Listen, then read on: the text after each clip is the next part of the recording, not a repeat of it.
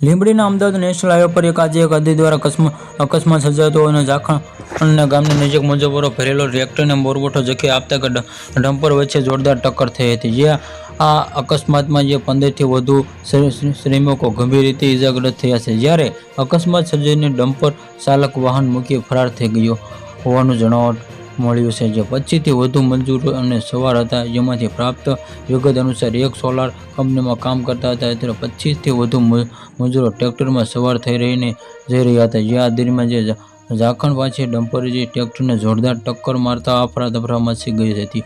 જે અકસ્માતમાં એટલો ભયાનક હતો કે મજૂરોનો પગ ઘટના સ્થળે જ કપાઈ ગયો હતો અને રોડ પર ઇજાગ્રસ્ત શિશુઓની યારીઓની વાતાવરણ ગમગીન બની ગયું હતું. 108ની ટીમ તાત્કાળ પહોંચીને ઘટના અજાણ થતાં જ લીંબડી, શિયાળ અને પાણશિયાળની 3 વધુ 108 એમ્બ્યુલન્સને તાત્કાલિક ઘટના સ્થળે દોડી આવી હતી. જેમાંથી ઇજાગ્રસ્તોને પ્રાથમિક સારવાર આપી નજીકની હોસ્પિટલ ખાતે ખસેડવામાં આવ્યા છે. જે અકસ્માતના પગલે હાઈવે પર એક ટ્રાફિક જામના દ્રશ્યો સર્જાયા હતા. જે પોલીસ દ્વારા કાફલો સ્થળ પર પહોંચીને ટ્રાફિક હળવો કરવામાં આવ્યો હતો અને ફરાર ડમ્પર ચાલક વિરુદ્ધ ગુનો નોંધી તેને પકડવાનો ચક્રઓ ગતિમાન કર્યો છે. Subscribe my channel, like, share.